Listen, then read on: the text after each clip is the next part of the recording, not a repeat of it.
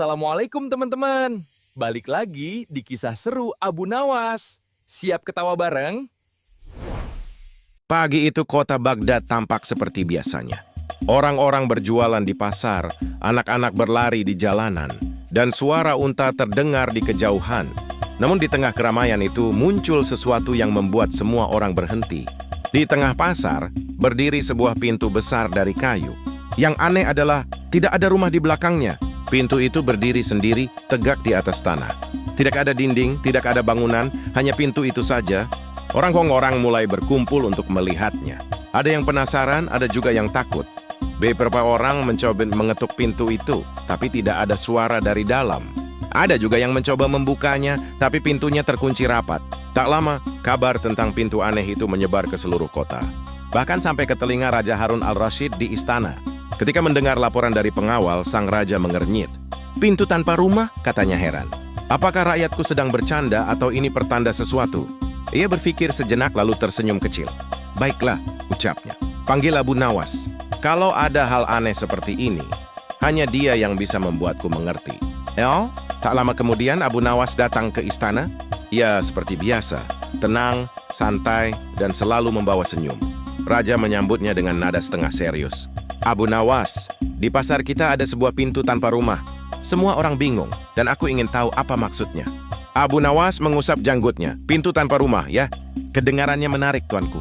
"Apakah pintu itu terkunci?" Raja menggeleng. "Aku tidak tahu, belum ada yang berani menyentuhnya." Abu Nawas tersenyum. "Kalau begitu, izinkan aku melihatnya langsung.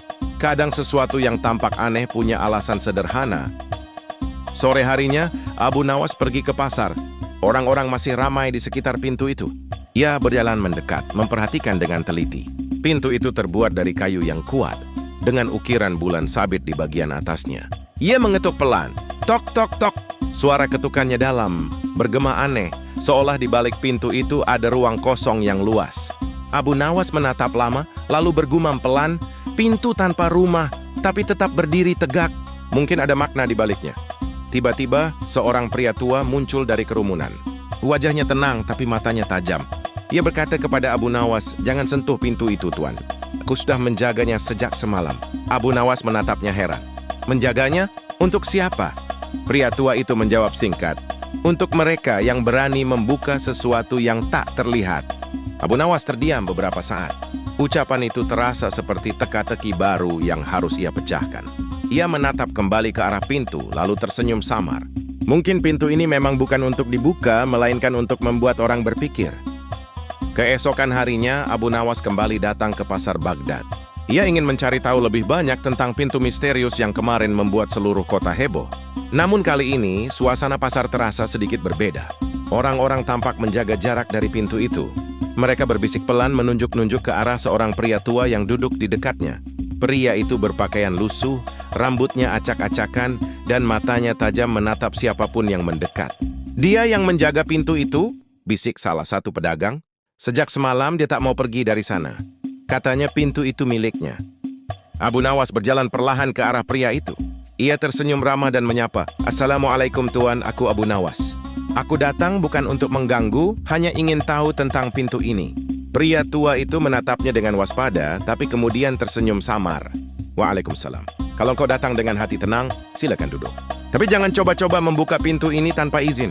Abu Nawas duduk di atas batu tak jauh dari sana. Ia memperhatikan pintu kayu itu lagi. Masih sama seperti kemarin, berdiri tegak tanpa rumah, tanpa dinding. Hanya angin yang lewat di celahnya, seolah pintu itu menunggu sesuatu. "Bolehkah aku bertanya, Tuan?" kata Abu Nawas pelan. "Kenapa Anda menjaga pintu ini?" Pria tua itu menghela napas panjang. "Karena pintu ini bukan sembarang pintu," katanya. "Pintu ini adalah pengingat bagi orang-orang yang sibuk mencari rumah, tapi lupa di mana seharusnya mereka pulang." Abu Nawas terdiam, merenung. Kata-kata itu sederhana, tapi terasa dalam. Ia menatap pintu itu lagi. Dan entah mengapa, kali ini terasa seperti pintu itu sedang menatap balik. Pria tua itu melanjutkan, "Setiap orang punya pintu dalam hidupnya. Ada yang belum terbuka, ada yang ditutup rapat, dan ada yang bahkan sudah lupa kuncinya." Abu Nawas tersenyum kecil. "Dan kau menjaga pintu ini agar orang lain mengingat pintunya sendiri, begitu?" Pria tua itu mengangguk pelan. "Benar, tapi tak semua orang mengerti.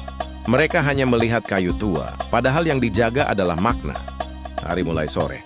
Matahari Baghdad turun perlahan di balik menara. Abu Nawas berdiri dan menatap pintu itu sekali lagi. Angin berhembus, membuat pintu bergoyang sedikit dan mengeluarkan bunyi kriek yang lembut. Ia lalu berkata, "Tuan, aku belum tahu siapa Anda sebenarnya, tapi aku rasa pintu ini memang punya rahasia yang belum selesai." Pria tua itu hanya tersenyum. Mungkin begitu. Tapi terkadang rahasia tidak untuk dibuka, melainkan untuk dipahami. Abu Nawas menatapnya dengan rasa hormat, lalu berpamitan. Sebelum pergi, ia menepuk tongkatnya ke tanah dan bergumam, "Pintu tanpa rumah tapi dijaga dengan hati. Ini baru permulaan." Beberapa hari setelah kejadian di pasar, Abu Nawas masih memikirkan kata-kata pria tua penjaga pintu. "Pintu ini bukan sembarang pintu." Kalimat itu terus terngiang di kepalanya, seperti teka-teki yang belum lengkap. Suatu pagi ketika Abu Nawas sedang berjalan di tepi sungai Tigris, ia melihat sekelompok orang berkumpul di kejauhan. Suara mereka terdengar heboh, seperti sedang memperbincangkan sesuatu yang aneh lagi. Abu Nawas mendekat sambil tersenyum. Kalau Baghdad sedang ramai seperti ini, biasanya ada hal menarik yang menunggu. Benar saja, di depan mata berdiri sebuah rumah besar, tapi anehnya, tidak punya pintu. Dindingnya tinggi, jendelanya tertutup, dan tidak ada satu celah pun untuk masuk. "Rumah siapa ini?" tanya Abu Nawas kepada seorang warga. "Rumah milik seorang pedagang kaya," jawabnya. Katanya ia membangun rumah ini agar tak ada pencuri yang bisa masuk. Tapi sekarang bahkan ia sendiri tidak bisa keluar. Abu Nawas mengangkat alis. "Tidak bisa keluar? Bagaimana bisa?" "Benar Tuan," jawab warga itu lagi. Setelah rumahnya selesai, ia baru sadar tidak membuat pintu. Sekarang ia berbicara lewat jendela kecil di atap. Abu Nawas menahan tawa. Rumah megah tanpa pintu? Wah, ini benar-benar kebalikan dari pintu tanpa rumah. Ia memutuskan untuk melihat sendiri ke dalam rumah itu. Dari luar, bangunannya tampak kokoh dan indah, tapi juga terasa sepi dan dingin. Seperti tempat yang punya segalanya, tapi kehilangan sesuatu yang penting. Dari lubang kecil di atap, terdengar suara pria memanggil, "Tolong Abu Nawas, aku di sini." Abu Nawas mendongak. "Apakah engkau pemilik rumah ini?" "Ya," jawabnya dengan nada putus asa. "Aku membuat rumah ini agar aman, tapi malah terkurung di dalamnya." Abu Nawas tersenyum simpul. Kadang sesuatu yang kita bangun untuk melindungi diri justru membuat kita terperangkap. Pria di dalam rumah itu terdiam. "Aku hanya ingin menjaga hartaku," katanya pelan. "Dan kini," jawab Abu Nawas, "kau belajar bahwa harta tanpa jalan keluar sama saja seperti rumah tanpa pintu, indah dari luar, tapi sepi di dalam." Abu Nawas kemudian memanggil tukang kayu untuk membantu membuat pintu di sisi rumah itu. Sebelum pergi, ia menatap rumah itu sekali lagi dan bergumam. Di satu tempat ada pintu tanpa rumah, dan di sini ada rumah tanpa pintu. Sepertinya dua hal ini saling menunggu untuk dipertemukan. Angin sore berhembus pelan, membawa daun-daun kering melayang di sepanjang sungai. Abu Nawas berjalan pergi dengan senyum tipis, menyadari bahwa misteri ini baru saja bertambah dalam. Hari mulai beranjak senja, langit Baghdad berubah warna jingga keemasan, dan pasar mulai sepi. Abu Nawas berjalan santai melewati gang kecil menuju arah sungai. Ia sedang memikirkan cara menghubungkan dua keanehan, pintu tanpa rumah dan rumah tanpa pintu. Tapi di tengah langkahnya, ia merasa sesuatu yang aneh. Langkah kakinya bergema, dan suara itu terasa ganda. Setiap kali ia berhenti, suara itu pun ikut berhenti. Setiap kali ia berjalan lagi, suara itu kembali mengikuti. Abu Nawas menoleh perlahan, tak ada siapapun. Namun dari bayangan di tembok terlihat jelas, ada siluet orang lain yang meniru gerakannya. Rupanya aku punya teman baru, gumam Abu Nawas pelan sambil tersenyum. Ia berpura-pura tak peduli dan terus berjalan. Tapi kini ia lebih waspada. Ketika sampai di dekat sungai, ia berhenti di bawah pohon kurma. Suara langkah itu juga berhenti. Abu Nawas menunggu sebentar, lalu berkata dengan nada santai, "Kalau kau ingin berjalan bersamaku, keluarlah. Tak perlu sembunyi di balik bayangan." Dari balik tembok, muncullah seorang pemuda berpakaian lusuh. Wajahnya tampak gugup tapi penuh rasa ingin tahu. "Maaf Tuan Abu Nawas, aku tidak bermaksud mengikuti tanpa izin," katanya terbata. "Aku hanya ingin tahu, apa yang sebenarnya sedang kau cari?" Abu Nawas menatap pemuda itu dengan lembut. "Namamu siapa anak muda?" "Namaku Hasan," jawabnya. "Aku sering mendengar kisah tentang kepintaranmu. Dan ketika aku melihatmu pergi ke arah sungai, aku penasaran, apakah kau sedang menyelidiki sesuatu?" Abu Nawas tertawa kecil. "Begitulah Hasan. Tapi yang kucari bukan benda, melainkan makna. Hasan menatap Abu Nawas dengan bingung. Makna maksudmu? Abu Nawas menunjuk ke arah sungai yang mengalir tenang. Lihat air itu. Ia selalu mengalir tapi tak pernah bertanya kemana ia akan sampai. Begitu juga hidup. Kadang kita tak tahu jawabannya sekarang tapi tetap harus terus berjalan. Hasan terdiam, tampak kagum. Jadi tentang pintu dan rumah itu, apa kau sudah menemukan hubungannya? Abu Nawas tersenyum samar. Belum sepenuhnya. Tapi aku tahu satu hal, setiap pintu pasti menuju rumah dan setiap rumah seharusnya punya pintu. Kalau keduanya terpisah, pasti ada alasan yang menunggu untuk ditemukan. Hasan mengangguk pelan. Bolehkah aku ikut, Tuan? Mungkin aku bisa belajar sesuatu. Abu Nawas menepuk bahunya dengan ramah. Tentu saja. Tapi ingat, yang kita cari bukan keajaiban di luar sana, melainkan pemahaman di dalam diri. Angin malam berhembus lembut, membuat permukaan sungai bergoyang seperti kaca berkilau. Dua sosok itu berjalan perlahan, meninggalkan tepi sungai. Kini, Abu Nawas tak lagi sendiri dalam pencariannya. Kabar tentang pintu tanpa rumah dan rumah tanpa pintu akhirnya sampai ke telinga Raja Harun al-Rashid. Raja yang terkenal bijak itu memang selalu tertarik dengan hal-hal aneh, terutama jika melibatkan Abu Nawas. Suatu pagi, utusan istana datang ke rumah Abu Nawas membawa pesan penting. Abu Nawas, Baginda Raja memanggilmu ke istana. Menyatakannya dia ingin menguji kepintaranmu lagi. Abu Nawas tersenyum santai. Sudah lama aku tidak diajak bermain teka-teki oleh Baginda, katanya sambil mengenakan sorbannya. Ia pun berangkat menuju istana dengan langkah tenang. Sesampainya di aula kerajaan, Raja Harun duduk di singgasananya dengan wajah serius. Tapi matanya tampak penuh rasa ingin tahu. Abu Nawas, kata Raja, dua hal aneh terjadi di kota kita. Satu, ada pintu tanpa rumah. Dan satu lagi, ada rumah tanpa pintu. Aku ingin kau temukan makna di balik semua ini. Abu Nawas menunduk hormat.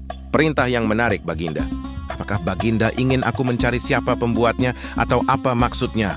Raja tersenyum tipis, keduanya. Tapi ingat, aku tidak hanya ingin jawaban yang logis. Aku ingin jawaban yang bisa menyentuh hati. Abu Nawas merenung sejenak. Ia tahu ini bukan sekadar perintah biasa, tapi sebuah ujian dari sang raja untuk melihat sejauh mana matanya mampu menembus makna. Baiklah Baginda, kata Abu Nawas akhirnya. Berikan aku waktu 3 hari. Aku akan mencari hubungan antara pintu dan rumah itu dan kembali membawa jawabannya. Raja mengangguk lalu berkata, kalau kau berhasil, aku akan memberimu hadiah besar. Tetapi kalau gagal, mungkin kau harus tinggal di istana tanpa pintu, tentu saja. Semua orang di aula tertawa mendengar candaan Raja. Abu Nawas pun ikut tersenyum. Kalau begitu, semoga pintu hatiku selalu terbuka, Baginda.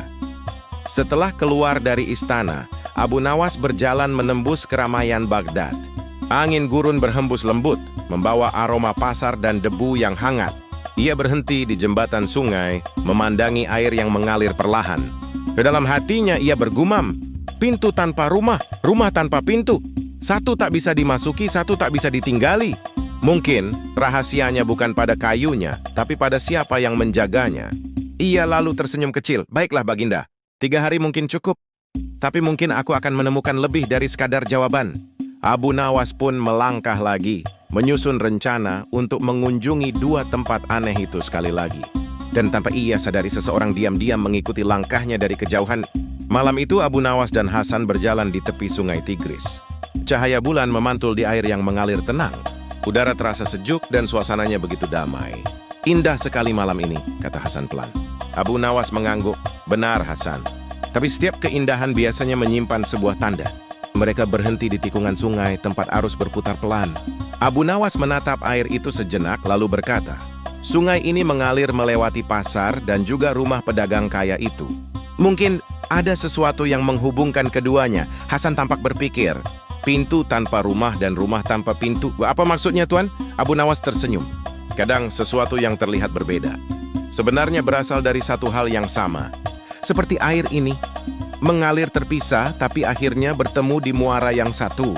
Saat mereka melangkah lebih dekat ke tepi air, Abu Nawas melihat sesuatu tersangkut di antara batu-batu sungai.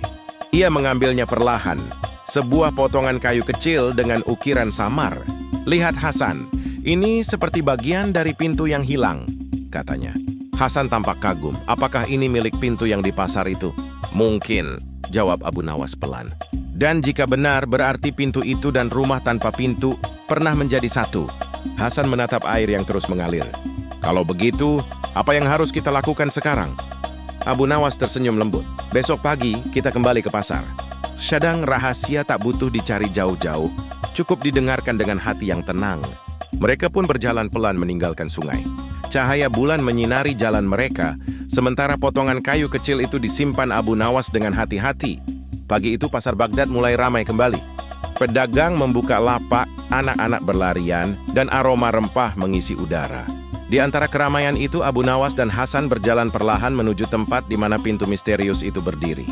Pintu itu masih di sana. Tegak, diam, tapi kini terasa berbeda. Kayunya tampak sedikit berubah warna, seperti ada kilau samar yang muncul di permukaannya. Hasan menatap dengan heran. Tuan, sepertinya pintu ini tak seperti sebelumnya. Abu Nawas tersenyum tipis. Benar Hasan, kadang sesuatu terlihat biasa, sampai kita datang dengan mata yang baru. Abu Nawas lalu mengeluarkan potongan kayu yang mereka temukan di sungai malam sebelumnya. Ia mendekatkannya ke sisi bawah pintu. Dan ternyata ukiran di kayu itu menyatu dengan sempurna. Lihat, katanya pelan. Potongan ini cocok sekali. Berarti sungai memang membawa bagian dari rahasia ini ke kita. Hasan mengangguk pelan, matanya berbinar. Jadi, pintu ini dan rumah tanpa pintu dulunya satu kesatuan? Mungkin begitu, jawab Abu Nawas. Tapi lebih penting dari itu, lihatlah, pintu ini sekarang seperti hidup. Kayunya mengeluarkan suara halus setiap kali angin berhembus. Dan mereka berdua terdiam, mendengarkan suara lembut dari pintu itu. Seolah ada desiran samar yang berkata, tak ada rumah tanpa pintu, dan tak ada pintu tanpa rumah. Hasan memandang Abu Nawas dengan kagum. Tuan, apakah itu suara pintu? Abu Nawas tersenyum kecil. Mungkin bukan pintunya yang berbicara, Hasan. Mungkin hati kita yang akhirnya bisa mendengar maknanya. Hasan terdiam. Ia baru benar-benar memahami maksud Abu Nawas, bahwa sesuatu yang diam bisa berbicara jika kita tahu cara mendengarkannya. Abu Nawas lalu menepuk bahu Hasan. Kau lihat Hasan, segala sesuatu punya tempatnya. Pintu yang terpisah akhirnya menemukan bagian dirinya kembali. Dan begitu pula manusia, kadang kita tersesat bukan karena jalan yang salah, tapi karena lupa di mana hati kita seharusnya pulang. Hasan tersenyum, menatap pintu itu sekali lagi. Kini, pintu itu tampak seperti benda biasa. Namun bagi mereka berdua, maknanya sudah jauh lebih besar dari sekadar kayu dan engsel. Abu Nawas pun berkata pelan sebelum pergi. Setiap hal yang kita temui selalu membawa pesan. Yang penting bukan seberapa cepat kita menemukan jawabannya, tapi seberapa dalam kita bisa memahami maknanya. Mereka berdua berjalan menjauh dari pasar, sementara angin berhembus pelan, menggerakkan pintu itu hingga mengeluarkan bunyi lembut, seolah mengucapkan selamat jalan. Setelah peristiwa di pasar itu, Abu Nawas dan Hasan berjalan menyusuri jalan berbatu Baghdad yang mulai lengang. Sore hampir tiba, langit berwarna jingga lembut, dan angin membawa aroma roti panggang dari rumah-rumah penduduk. Hasan berjalan di samping gurunya sambil berpikir keras. Tuan, katanya, di pintu itu sudah kita temukan potongannya. Tapi, bukankah seharusnya ada kuncinya juga? Abu Nawas tersenyum tenang. Pertanyaan yang bagus, Hasan. Tapi apa menurutmu semua kunci harus terbuat dari logam? Hasan menatap Abu Nawas, sedikit bingung. Bukankah memang begitu, Tuan? Untuk membuka pintu kita butuh kunci. Abu Nawas menatap langit sebentar, lalu menjawab. Kadang, sesuatu yang terkunci bukanlah pintunya, melainkan diri kita sendiri. Mereka berhenti di depan sebuah rumah tua di ujung jalan. Rumah itu sederhana tapi tampak bersih dan tenang. Seorang nenek duduk di depan rumah, sedang menenun tikar dari daun kurma. Abu Nawas menghampirinya dengan sopan. Assalamualaikum, ibu, tikarnya indah sekali. Nenek itu tersenyum hangat. Waalaikumsalam, nak Abu, terima kasih. Tapi tikar ini bukan tentang keindahan, ini tentang kesabaran. Setiap helai harus disatukan dengan hati-hati. Kalau tergesa-gesa, hasilnya tidak akan rapi. Hasan memperhatikan, lalu menatap Abu Nawas dengan mata membesar. Tuan, apakah ini maksudmu tadi? Bahwa kunci bukan hanya benda, tapi juga tentang hati dan kesabaran? Abu Nawas tersenyum lebar. Ya, Hasan. Kunci yang sebenarnya adalah pemahaman. Dan pemahaman hanya datang kepada orang yang mau tenang dan sabar. Nenek itu menatap mereka berdua sambil berkata lembut. Kalau kalian sedang mencari sesuatu, jangan terburu-buru. Kadang yang kalian cari sudah ada di dalam diri sendiri. Abu Nawas menunduk hormat. Terima kasih, Ibu. Kata-katamu lebih berharga dari 1000 kunci besi. Setelah berpamitan, mereka melanjutkan perjalanan. Langit mulai gelap dan bintang-bintang bermunculan satu persatu. Hasan lalu berkata, "Tuan, jadi kunci pintu itu tidak pernah hilang." Abu Nawas mengangguk pelan. "Benar, Hasan. Karena kuncinya bukan di tangan tapi di hati. Selama hati terbuka, setiap pintu akan menemukan jalannya sendiri. Malam pun turun sepenuhnya." Abu Nawas dan Hasan berjalan di bawah cahaya bulan, membawa pelajaran baru bahwa tak semua yang hilang harus dicari. Kadang cukup disadari bahwa ia sebenarnya tak pernah pergi. Pagi di Baghdad terasa berbeda.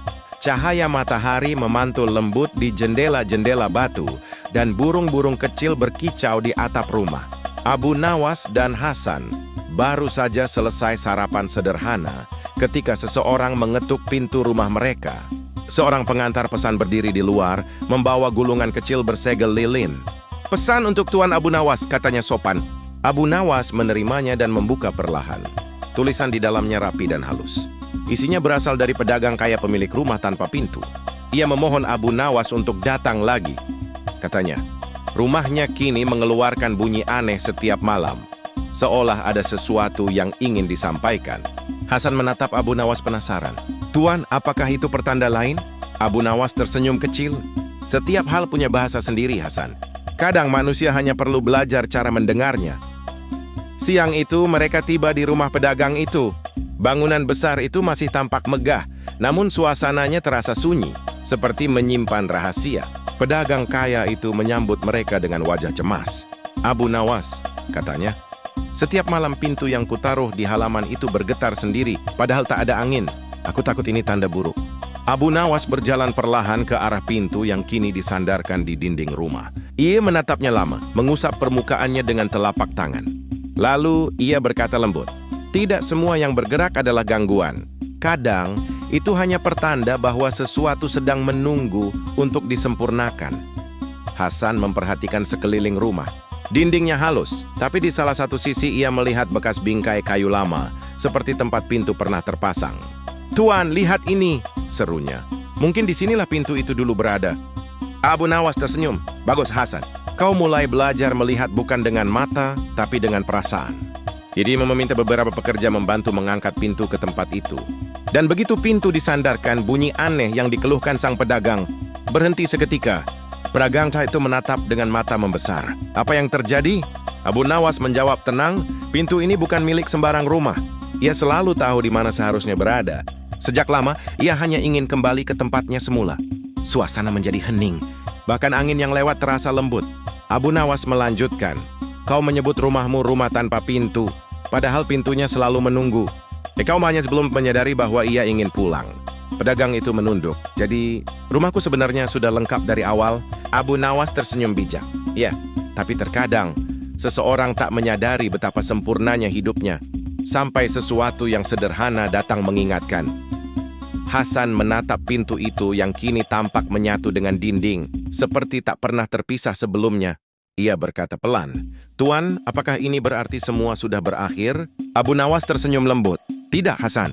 Setiap akhir hanyalah awal dari pemahaman yang baru. Hari ini, pintu itu kembali ke rumahnya. Mungkin besok hati seseorang yang akan menemukan jalan pulangnya."